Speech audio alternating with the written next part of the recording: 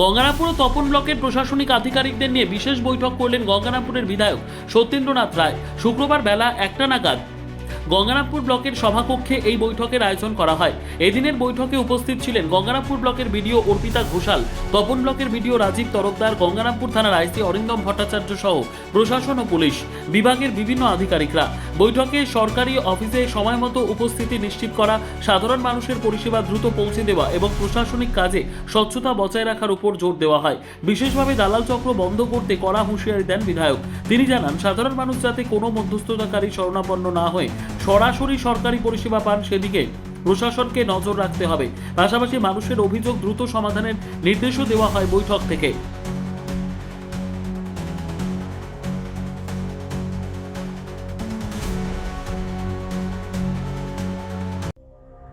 সংবাদটি নিবেদন করছেন স্বস্তিলোক উৎসব ভবন, গঙ্গারামপুর, দক্ষিণ দিনাজপুর। আমাদের পরিবর্তনের সরকার আসার পরে জেলায় ডিএম সাহেব, এসপি সাহেব, টোটাল সরকারি আধিকারিক যারা জেলার ছিলেন তাদের নিয়ে আমরা 4 এমএলএ দক্ষিণ দিনাজপুর জেলাটা সব মিটিং করেছি এবং সেই মিটিংয়ে আমাদের সিদ্ধান্ত হয়েছে যে বিধানসভা ভিত্তিক 6টা বিধানসভায় আমরা প্রত্যেকটি বিধানসভা 2টো করে ব্লক পড়ে, 2টো করে থানা পড়ে, সেই সব বিধানসভা ভিত্তিক আমরা মিটিং করব। তার আজকে গঙ্গারামপুর বিধানসভা 41 আমরা মিটিং করলাম এবং সব ডিপার্টমেন্টকে ডেকেছিলাম। তার কি অবস্থা আছে আমরা অবহিত হলাম, জানলাম এবং আমরা নিজের পরস্পরের মধ্যে আলোচনা করে সিদ্ধান্ত গ্রহণ করলাম যে কোনটা ভালো হবে, কোনটা খারাপ হবে। এবং সবাইকে একটা অনুরোধ করলাম যে পরিবর্তন এই সরকারকে আপনারা সবাই মিলে সহযোগিতা করুন এবং আপনারা ফ্রি হ্যান্ড কাজ করুন, ভালোভাবে কাজ করুন, দালাল চক্র বন্ধ করুন। কোথাও দালাল চক্র থাকবে না, কোনো বিএলআর অফিসে থাকবে না, অন্য কোথাও যাবে না, হাত তুলে টাকা নেওয়া বন্ধ করুন। পুলিশকেও বললাম সেই কথা।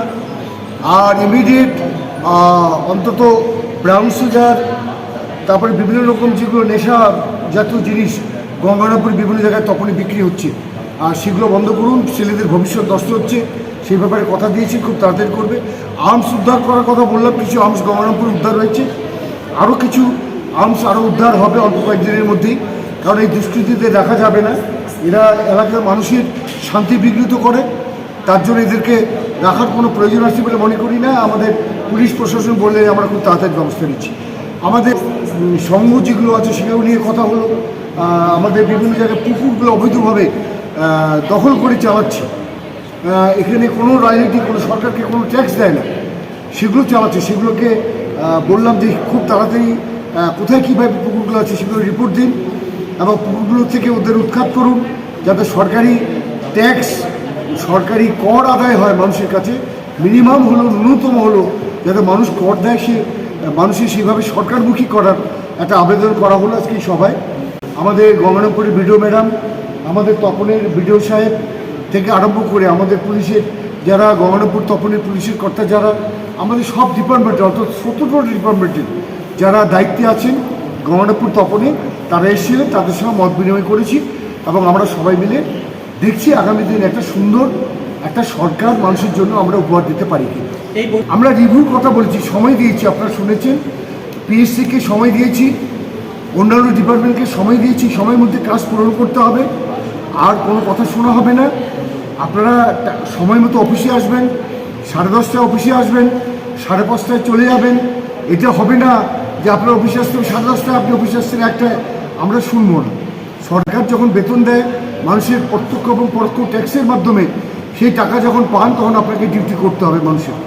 এই ব্যাপারে আপনি দায়বদ্ধ, আমরাও দায়বদ্ধ। সর্বোত্তম সুযোগ সুবিধে রয়েছে আতিথেয়তায়। সুপরিচিত স্বস্তিলোক উৎসব ভবন, অতিথিদের যে কোনো অনুষ্ঠানের জন্য উপযুক্ত ওয়ান স্টপ ডেস্টিনেশন। আমরা আপনার বিশেষ অনুষ্ঠানটিকে অবিস্মরণীয় করে তুলি। স্বস্তিলোক উৎসব ভবন, শিববাড়ি রোড, গঙ্গারামপুর, দক্ষিণ দিনাজপুর। ব্যুরো রিপোর্ট, উত্তর বাংলা সংবাদ।